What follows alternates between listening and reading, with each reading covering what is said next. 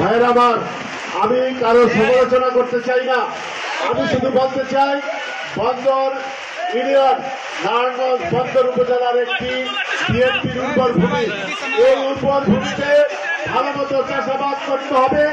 বিএনপির সকল পর্যায়ের সমর্থকদেরকে এই নতুন সদস্য পদের মধ্যে অন্তর্ভুক্ত করতে হবে। সকল শিক্ষক, ছাত্র এবং মসজিদের ইমাম এবং শ্রমিক, কৃষক এবং আমাদের ডাক্তার, ইঞ্জিনিয়ার, শ্রমিক, সকল পেশার লোকদেরকে সমানভাবে আমাদের দলের সদস্যভুক্ত করতে হবে। এবং সকলকে একটা কথা বলতে চাই, আমরা বন্দরের মানুষের পক্ষে থাকতে চাই, আমরা নারায়ণগঞ্জের মানুষের পক্ষে থাকতে চাই। আমরা বন্দরকে একটি সুন্দর বন্দর হিসাবে গড়ে তুলতে চাই। যারা অন্যায় অত্যাচারের সাথে জড়িত তাদেরকে হুঁশিয়ার করে দিতে চাই, সকল অপকর্ম অবিলম্বে বন্ধ করুন, তাহলে জনগণকে দিয়ে আপনাদেরকে আমরা সাহায্য করবো ইনশাআল্লাহ। এখানে আমরা একটা কথাই বলতে চাই, আমরা জনগণের সাথে আছি, বিএনপি জনগণের সাথে আছে, তারেক রহমান জনগণের পক্ষে আছে। আপনারা সবাই ধানের শীষের পক্ষে থাকবেন।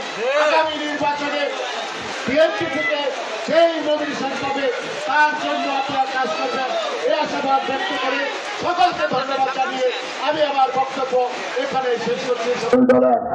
দীর্ঘদিনের পরিচিত নেতা কর্মী শহীদ আদর্শ প্রেরণায় দেশপ্রেমী বেগম খালেদা জিয়া এবং জনতা তারেক রহমানের নেতৃত্বে বিশ্বাসী সেই সময় নেতা কর্মীরা আজকে তাদের বিএনপি সদস্য ফরম নবায়ন আর যারা দীর্ঘদিন প্রত্যক্ষভাবে রাজনীতি করেন পরোক্ষভাবে বিএনপিকে সমর্থন করছেন, বিএনপিকে ভোট দেন, বিএনপির প্রতিটি কাজের জন্য সফলতা কামনা করেন, জিয়া পরিবারকে ভালোবাসেন, খালেদা জিয়া তারেক জিয়া দেশে খালেদাকে ভালোবাসেন, তারা আজকে তাদের সদস্যপদ অন্তর্ভুক্ত করবেন।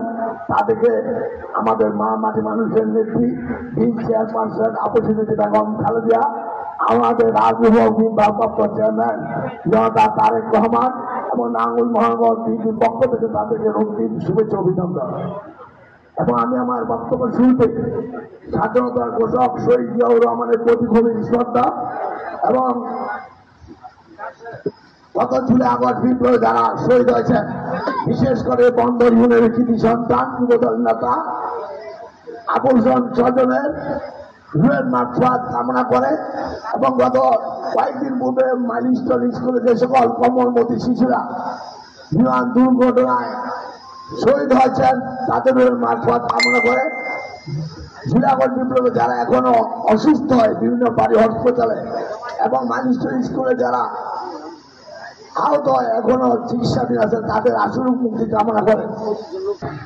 আপনারা এমন একটি দল করেন যেই দলের প্রতিষ্ঠাতা যে উক্তিটি করে গেছেন যে ব্যক্তির চেয়ে দল বড়, দলের চেয়ে দেশ বড়, দেশটা কিন্তু সবার উপরে এবং জনগণেই সকল ক্ষমতার উৎস।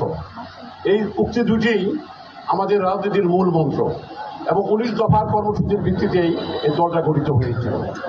জিয়াউর রহমান 3.5 বছর ক্ষমতায় ছিলেন। তিনি দেশকে তলাবিহীন ধুলি থেকে একটি সুন্দর সুজলা সুফলা শস্য শ্যামলা কৃষি বিপ্লব করিয়ে উৎপাদন বৃদ্ধি করে শ্রমিকদের শ্রম যেই প্রতিষ্ঠা করেছিলেন সেই নেতার দল স্বাধীনতার ঘোষক জিয়াউর রহমানের দল করি আমরা। জিয়াউর রহমান তারপরে খালেদা জিয়ার নেতৃত্বে আমরা দীর্ঘ সময় আন্দোলন সংগ্রাম করে আবার আমরা ক্ষমতায় এসেছিলাম। খালেদা জিয়া প্রধানমন্ত্রী হয়েছিলেন। খালেদা জিয়া স্বাধীনতার সূর্য সৈনিক মুক্তিযোদ্ধাদের তিনি মন্ত্রণালয় করে তিনি প্রথম মুক্তিযোদ্ধাদের তিনি স্বনির্ভর করেছিলেন এবং তাদেরকে সম্মান দিয়েছিলেন।